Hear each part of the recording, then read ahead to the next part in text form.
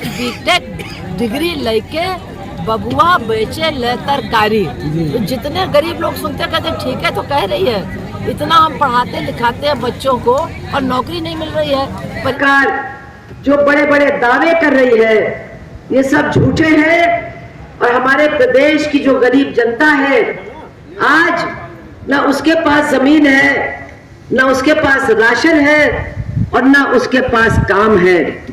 आज हम ऐसी स्थिति में हैं कि जो झूठ बोलता है वो बड़ा नेता बनता है, जो झूठ बोलता है वो एमपी एमएलए बनता है और जो सच बोलता है उसको सरकार जेल भेजने का काम करती है, उसको सरकार जेल में बंद करने का काम करती है।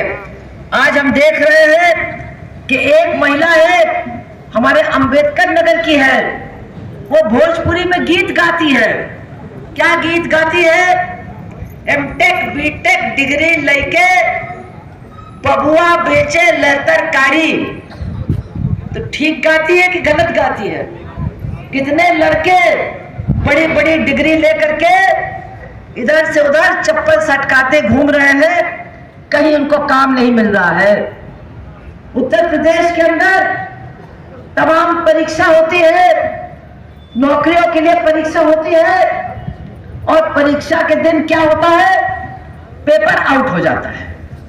कौन करता है पेपर आउट? यही जो प्रदर्शन है ये हमारी पार्टी भारत की कम्युनिस्ट पार्टी मार्क्सवादी सीपीआईएम पूरे प्रदेश में कर रही है, क्योंकि इस समय एक बहुत बड़ा अभियान प्रदेश सरकार चला रही है, वो है गरीबों का विस्थापन।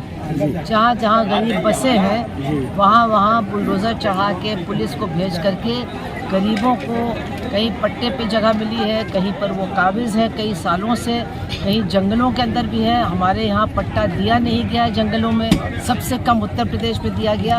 अब उस सब का नतीजा ये है कि जो लोग एक छोटी मड़ैया डाल करके किसी तरह से रह रहे हैं, अब उनको बेदखल करने का काम चल रहा है। आप लोग सब जानते हैं कि इस इलाके में बड़े बड़े आश्रम बसाए गए हैं और ये जो आश्रम की ज़मीन है सब लोग जानते हैं, आप लोग उन्होंने गरीबों की हज़ारों बीघा ज़मीन पर कब्ज़ा पिछले 20, 25, 30 सालों में किया है और सब लोग जानते हैं उसके बारे में।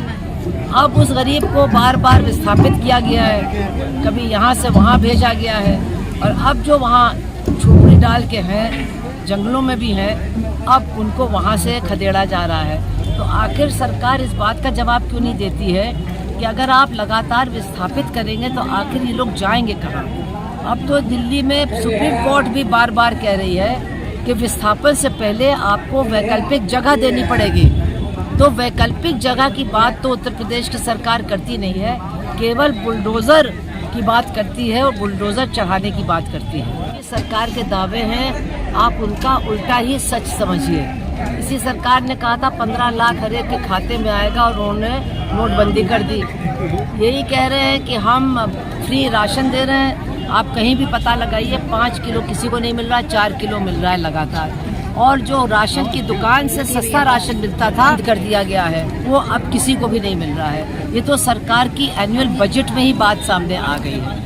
तो आप क्या मानते हैं कि एक परिवार 4 किलो राशन में अपना गुजारा कर सकता नहीं कर सकता है? वो मजबूर होगा बाज़ार में खरीदने के लिए। जब आप राशन की दुकान से सस्ता राशन देना बंद कर देंगे तो बाज़ार का दाम बढ़ेगा और आज बाज़ार का दाम 35 से 40 रुपए किलो गेहूं का दाम, आटे का दाम बढ़ गया है। तो कहाँ कुछ मिल रहा है लोगों को? फिर वो कह रहे हैं कि बुलडोज़र सिर्फ हम माफिया के लिए इस्तेमाल कर रहे हैं। मैं तो कानपुर की रहने वाली हूँ, अभी कानपुर देहात में एक बुलडोज़र को एक जलती हुई मड़ैया के ऊपर चढ़ाया गया और माँ बेटी को वहाँ मार डाला गया। तो हम कैसे इस बात को माने?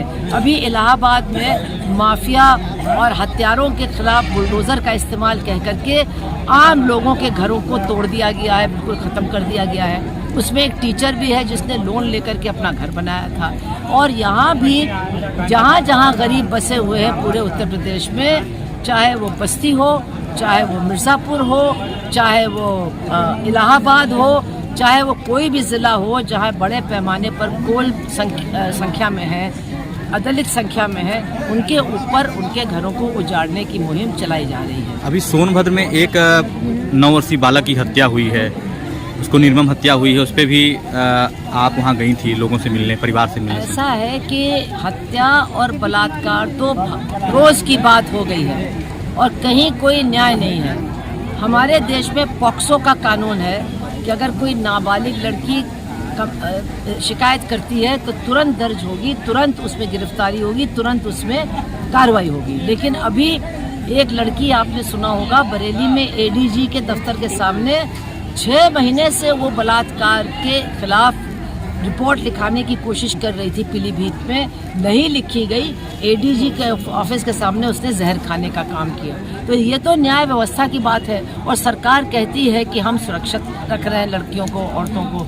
आपने देखा कि अभी हाथरस कांड में क्या फैसला आया है। जज साहब कह रहे हैं कि बलात्कार हुआ ही नहीं, जबकि डाइंग डिक्लेरेशन में जो मृत्यु घोषणा है उसमें पीड़िता ने कहा है कि मेरे साथ 4 लोगों ने बलात्कार किया, उसके बाद वो मर भी गई। लेकिन उसको न्याय नहीं मिला, 3 लोगों को छोड़ दिया गया और एक जो बंद है उसके लिए कहा जा रहा है कि हत्यारा नहीं है, ये गलती से हत्या हो गई। तो कहाँ है न्याय? अगर हम उन्नाव से देखें, सेंगर प्रकरण से लेकर के आज तक, सरकार ने हमेशा खास तौर से उन बलात्कारियों को बचाने का काम किया है जो उनकी पार्टी के समर्थक हैं या उनकी पार्टी के साथ जुड़े हुए हैं। अभी कानपुर में एक डॉक्टर दंपत्ति है, उनकी बेटी के साथ मतलब इतना नृशंस तरीके से बलात्कार हुआ है और 16 साल की है।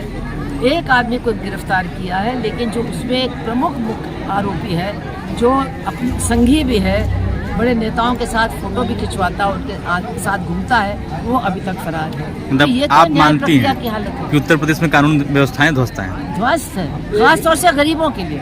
गरीबों के हाथ से बाहर है कानून। की हूँ और मुझसे टिकट मांगा जा रहा है, तो ऐसा आदमी सुरक्षित है आपके राज्य में? और एक गाना जो गाती है, भोजपुरी गीत लिखती है, वो सुरक्षित नहीं है। तो ये बताता है कि देश में क्या होगा। क्या गाती है? कहती है एमटेक बीटेक, हाँ एमटेक बीटेक डिग्री लेके बबुआ बेचे ले तरकारी।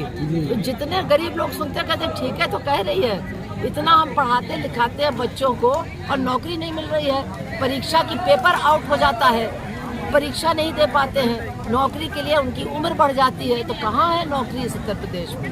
आपको गाना भी बखूबी याद है। ये तो सब लोग सुन ही रहे हैं उस गाने को। बिल्कुल बिल्कुल। जितना विरोध करेगी सरकार, मुझे लगता है उतना और सुनेंगे। बिल्कुल बिल्कुल। आप लोग खुद ही सुन रहे हो। धन्यवाद। भाइयों बहनों सभी को बहुत बहुत नमस्कार। और आप लोग यहाँ पे आए, आप लोगों का यहाँ पे स्वागत है। आप लोगों की जो भी समस्याएं हैं और जो भी आप लोगों ने ज्ञापन दिया है, आप लोगों की मांगे उचित चैनल के थ्रू जहाँ आप पहुँचाना चाहते हैं वहाँ पे पहुँचा दी जाएंगी और उस पर हर संभव प्रयास किया जाएगा कि जो भी अपने स्तर से हो सकता है उसमें हम लोग कार्रवाई करके आप लोगों की समस्याओं का निवारण करेंगे। प्रदेश के मुख्यमंत्री